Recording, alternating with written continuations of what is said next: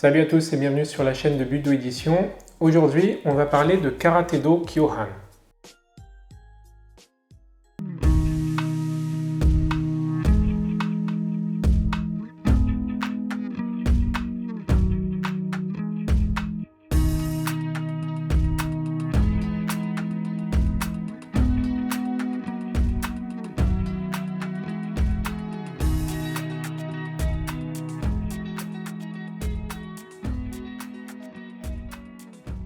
Alors ce livre est un livre qui est très important pour l'histoire du karaté puisque ça a été un livre fondateur écrit par Gishin Funakoshi.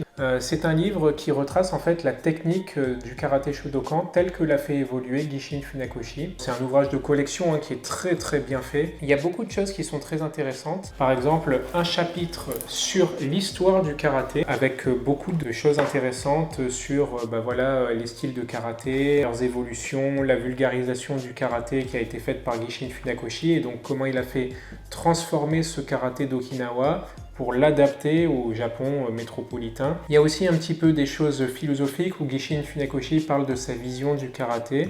Donc c'est intéressant pour les gens qui veulent approfondir leurs connaissances puisque il y a beaucoup de gens qui pensent savoir ce qu'est le karaté et puis dès qu'ils lisent un bouquin de Gishin Funakoshi, c'est la révélation tombée du ciel.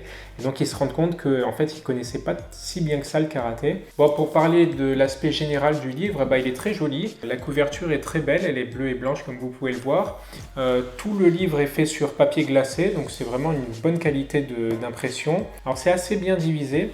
Il y a une première partie qui est très historique et philosophique. C'est Gishin Funakoshi qui présente l'histoire du karaté. Donc là, on a vraiment la vision de Gishin Funakoshi de l'histoire du karaté. Ensuite, dans la partie 2, on a les fondamentaux, où Gishin Funakoshi explique les techniques fondamentales du karaté. Et dans la partie 3, on a les katas de base, les 15 premiers katas de l'école Shotokan. Une fois le chapitre sur les katas passé, on a un chapitre sur le kumite, c'est-à-dire les combats conventionnels en karaté. Alors il y a énormément d'exercices différents qui sont abordés et c'est très intéressant parce qu'on voit qu'il y a une vraie diversité dans la technique en karaté et que c'est pas simplement tout le temps Gedenbara, Gyakutsuki. Il y a beaucoup d'idées avec des variantes, c'est très bien réalisé. Et ensuite, on a un chapitre qui est aussi très intéressant surtout pour l'époque. On a une partie 5 avec des chapitres sur l'autodéfense à destination de la gente féminine. Il avait vu, Gishin Funakoshi, que le karaté pouvait intéresser les femmes et donc il avait fait un chapitre spécial dans son bouquin et c'est assez bien fait. Bon, c'est assez classique et puis c'est un peu daté, mais c'est très intéressant la manière dont c'est présenté. Et ensuite, on a une dernière partie sur les points vitaux du corps humain.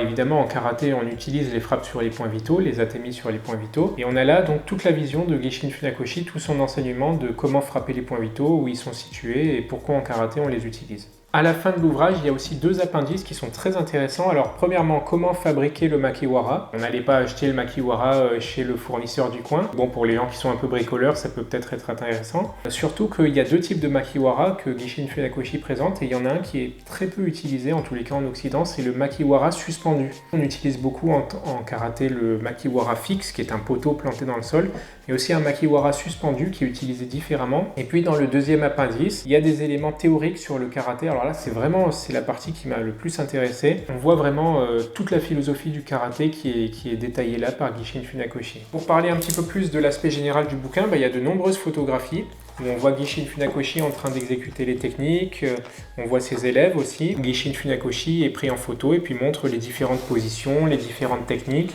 Alors il y a des éléments très intéressants dans ce livre, des éléments que la plupart des karatékas ne connaissent pas en fait, s'ils n'ont jamais lu un bouquin ancien sur le karaté.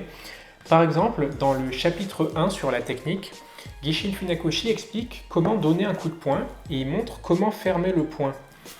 Et à ce sujet, il y a une histoire assez connue que racontait maître Taiji Kaze. Gishin Funakoshi avait une manière très spéciale de fermer le poing, une manière qui lui venait d'Okinawa. Au lieu de replier toutes les phalanges pour fermer le poing, il repliait toutes les phalanges sauf l'index. Et en fait, il laissait la dernière phalange de l'index tendue et il refermait le pouce par-dessus. Et il frappait le coup de poing comme ça. Et effectivement, en s'entraînant en makiwara, on voit que ça fait sortir un peu plus les deux premiers kento et ça permet de bien les aligner sur le makiwara. Et donc Gishin Funakoshi frappait tout le temps comme ça et il enseignait à ses élèves à frapper comme ça. Et ce qui est assez amusant, c'est qu'un jour, un élève est arrivé au dojo de son fils, de Yoshitaka Funakoshi. Gigo Funakoshi voit cet élève fermer le poing de cette manière, avec l'index tendu. Et il lui dit « Mais pourquoi vous faites ça? C'est n'importe quoi, il faut refermer toutes les phalanges et frapper. Ce que vous faites là, c'est complètement inefficace. » Ce à quoi l'élève répond, c'est votre père qui m'a montré cette façon de faire. Donc c'était assez amusant. Taiji Kaze raconte ça parce que c'est un de ses souvenirs de quand il était élève au dojo de Yoshitaka Funakoshi. Et donc on voit qu'il y avait de vraies divergences dans la façon d'enseigner de Yoshitaka et de Gishin Funakoshi. Gishin Funakoshi considérait qu'il fallait fermer le point que de cette manière-là, qui est la manière traditionnelle, alors que Yoshitaka fermait le point comme en boxe anglaise.